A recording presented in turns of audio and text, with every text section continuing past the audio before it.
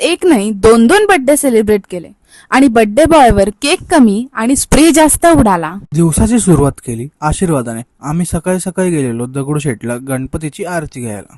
कारण बर्थडे असो किंवा एक्झाम, फर्स्ट प्रायोरिटी तर नेहमी बाप्पाच राहणार ना. मग सगळे जमलेलो फ्रेंड्सच्या घरी. गप्पा, टाइमपास, मज्जा मस्ती आणि केक कटिंगची वाट बघत होतो. तो क्षण आला. शेवटी केक कापलाच आणि एकदम सगळ्यांनी बर्थडे बॉयवर स्नो स्प्रेने अटॅक केला. तो केक पेक्षा जास्ती स्नो स्प्रेनेच न्हावून निघाला. संध्याकाळी फॅमिली टाइम. आईच्या बर्थडे साठी बाहेर गेलो.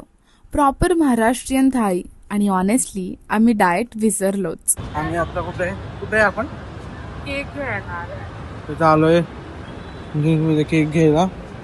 आणि हे श्रेयाच्या हातात तुम्ही जर म्हणत असाल हे सगळं काय तर ह्याच्यात गिफ्ट्स आहेत. 2 मिनिटांसाठी कशाला फॅन हवा असतो? गरम होता.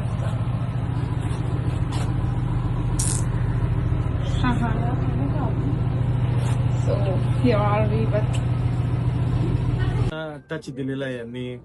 जुन्या वाड्याच्या पद्धतीत याच्यामध्ये यांनी आर्किटेक्चर केलेलं आहे खिडक्यांचं आणि भिंतींवरच्या नकाशी.